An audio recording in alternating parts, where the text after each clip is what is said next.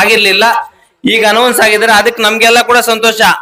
ನಮ್ಗೆಲ್ಲ ಸಹಕಾರ ಮಾಡಿರೋದ ಕೂಡ ಆಗಿದೆ. ನಾವೆಲ್ಲ ಕೂಡ ಭಗವಂತನಲ್ಲಿ ಮತ್ತೊಮ್ಮೆ ಇನ್ನೂ ಕೂಡ ಅವ್ರು ಬೆಳಿಬೇಕು, ಇದೇ ರೀತಿ ಎಲ್ರಿಗೂ ಕೂಡ ಸಹಕಾರ ಮಾಡ್ಬೇಕು ಎಲ್ಲಾ ವ್ಯಕ್ತಿಗಳು ಕೂಡ ಅಂತ ನಾವು ಬಯಸೋಣ.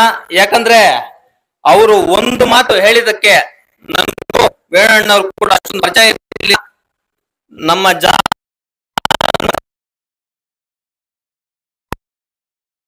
ವಿಚಾರ ಹೇಳಿದಾಗ ನಾವು ಅದನ್ನ ನಮ್ಮ ಗ್ಯಾರಂಟಿ ಆಫೀಸಲ್ಲಿ ಉಮಾಶಂಕರಣ್ಣ ಹತ್ರ ಮಾತಾಡಿದಾಗ ಯಾವ ರೀತಿ ಮಾಡೋಣ ಅಂತ ಅವರು ನೆನಪು ಮಾಡಿಸಿದ ಒಂದೇ ಒಂದು ಹೆಸರು, ಅದು ವೇಣು ಅಣ್ಣವರು ಅಂತ. ನಮಗೂ ಗೊತ್ತಿರ್ಲಿಲ್ಲ ಅದ್ರವರೆಗೂ ಕೂಡ. ನಾನು ತದನಂತರ ಅವ್ರ ಬಗ್ಗೆ ವಿಚಾರಿಸಿದಾಗ ಅವ್ರು ನಮ್ಮ ತಾಲೂಕಿನ ಎಲೆಮರಿ ಕಾಯಿ ತರ.